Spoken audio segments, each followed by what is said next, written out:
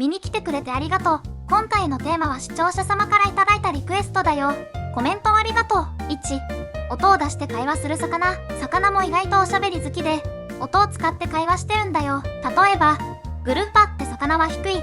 グオーって音を出して仲間にこっち来て、とか危ないよ。って知らせるんだって。水中で音が響く世界ってロマンあるよね。魚同士の会話ってなんか平和そうだけど、グルーパーにグオーって鳴かれたら笑っちゃいそう。おすすめの調理法。グルーパーを丸ごと蒸して、中に野菜やハーブを詰める中華風の蒸し料理がおすすめ。見た目も豪華でおもてなし料理にぴったり。2、エイは空を飛ぶ魚。水中を優雅に泳ぐエイは、その大きな胸びれを翼みたいに動かして空を飛んでるように見えるんだよね。しかも泳ぎながら笑顔に見えるから水族館でも人気者。実はエイの骨は軟骨でできていて、調理するとコリコリした食感になるんだよ。エイが笑顔で泳ぐ姿を見たら癒されるけど、食べる時に罪悪感ちょっとだけ増しちゃいそう。おすすめの調理法。エイの軟骨はコリコリした食感が魅力。カレー風味のフライにするとビールのおつまみに最高らしいよ。ビール飲めないから知らんけど。3、サーモンのピンク色の秘密。あの鮮やかなピンク色はエビやプランクトンを食べることで体内に蓄積されたアスタキサンチンっていう色素のおかげなんだよ。天然物と養殖物では餌が違うから色の濃さも微妙に違うんだって。しかもアスタキサンチンには抗酸化作用があって健康にも美容にもいい優秀な成分。味も美味しいし魚界の完璧で究極のアイドルだね。おすすめの調理法。ピンクの色味を引き立てるためサーモンを塩漬けにしてグラブラックスにディルやビートを使うと色鮮やかでおしゃれだよ。4、ブルーフィンツナって超高級魚。マグロの中でもブルーフィンツナは特別。特に脂が乗ったトロは寿司ネタの王様として世界中で愛されてるんだよ。実は日本の競り市場で1匹3億円以上で落札されたこともあって、まさに魚界のロイヤルファミリーって感じ。3億円のマグロとかもし食べられるなら人生で一番丁寧に醤油つけるかも。おすすめの調理法。ブルーフィンツナを使った炙り寿司をフレアで目の前で焼く演出をプラス。香ばしい香りが広がって特別感アップ。5、タコの血が多いって本当？タコの血液はヘモシアニンという成分でできていて、銅が含まれているから青色なんだって。これのおかげで冷たい海でも酸素を効率的に運べる仕組みになってるんだよ。さらにタコは頭も良くて、瓶の蓋を開けたり迷路を抜けたりする能力もある天才魚。青い血のタコってエイリアンっぽいよね。頭もいいとか、やっぱり地球外生命体説あるかも。おすすめの調理法。タコを丸ごと炭火で焼いて炭焼きタコに、外はカリッと中は柔らかく豪快な見た目でインパクト抜群。6、アンコウの吊るし切り。アンコウは体が柔らかくまな板の上だと切りにくいから吊るし切りっていう特別な方法でさばくんだよ。体を吊るすことで重力を利用して綺麗に解体できるのが特徴。さらにアンコウは捨てるところがない魚とも言われていて、身だけじゃなく皮焼きも骨まで全部美味しく食べられるんだよ。吊るされたあんこ。見た目はちょっとシュールだけど、あの肝のコクは罪深いよね。おすすめの調理法。あんこうの肝を使って肝ソースパスタに挑戦。濃厚でクリーミーな味が高級感満点。シンプルだけど贅沢な一皿になるよ。7、イワシの群れは泳ぐバリケード。イワシが大群で泳ぐのは捕食者から身を守るための知恵なんだよ。1匹ずつだと簡単に狙われちゃうけど、群れで泳ぐことで敵の目を混乱させる作戦。このバリケード作戦で多くのイワシが捕食を回避して生き延びるんだって。でもさ、群れから外れちゃったイワシ、その瞬間今日の晩ご飯コースだよね。ドンマイ。おすすめの調理法。新鮮なイワシをお刺身で食べるのが絶品。意外と知られてないけど、取れたてならお刺身でとろっとした食感が楽しめるよ。8、魚の油は飲む美容液。青魚に含まれる DHA や EPA は体に良いだけじゃなく、血液をサラサラにしたり脳の働きを活性化したりするだけでなく、お肌にもいいんだって。美容と健康を両方サポートしてくれる魚の油、まさに飲む美容液だよね。おすすめの調理法。青魚をレモンやオレンジの柑橘類と合わせたフルーツ塩焼きが新感覚。フルーツの香りが油の濃厚さをさっぱりさせてくれるよ。9、魚卵は海の宝石。イクラ、タラコ、カラスミ。魚卵は見た目もキラキラしててまるで宝石みたいだよね。しかも高タンパクでビタミンやミネラルがたっぷり含まれてるから美容にも健康にもいい食材なんだよ。特に日本の伝統食品であるカラスミは世界的にも高級珍味として知られてるんだって。イクラ丼とか食べてる時、私もセレブみたいな気分になれるんだよね。気のせいだけどおすすめの調理法。イクラを燻製にしてみて少しスモーキーな香りが加わっていつものイクラ丼がさらに上品な味に大変身。10、ウツボの意外な美味しさ。ウツボって見た目はちょっと怖いけど実は美味しいって知ってた？歯が鋭くて狩りが上手な肉食魚だけど、実はその身は脂がしっかり乗っててふわふわなんだよね。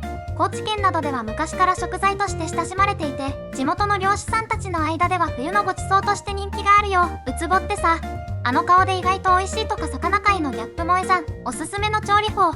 ウツボを丸ごと炭火で焼く棒海ウツボ炙り、炭火の香ばしい香りが油の旨味を引き立てて贅沢な一品に仕上がるよ。11、魚にも中高生と夜行性がある。魚にも昼と夜で活動が変わる種類がいるんだよ。タイやブリみたいな魚は中高生で明るい時間に活発に泳ぎ回るタイプ。一方でアナゴやウナギは夜行性で夜になると元気に動き出すんだって。昼と夜で取れる魚の顔ぶれが変わるのもこの生態の違いが理由なんだね。私も夜行性だからアナゴとウナギとは夜カフェとか行って仲良くなれそう。おすすめの調理法。アナゴ柱焼きにしてわさび醤油で食べるのが絶品。脂が乗った味わいをさっぱりと楽しめるよ。12、魚は眠る時も泳ぐ。実はマグロやサメみたいな魚は眠る時でも泳ぎ続けてる種類がいるんだよ。なぜかというとエラに水を流さないと呼吸ができない仕組みだからなんだって。そのため半分だけ脳を休ませて泳ぎ続けるという器用な技を持ってるんだよね。おすすめの調理法。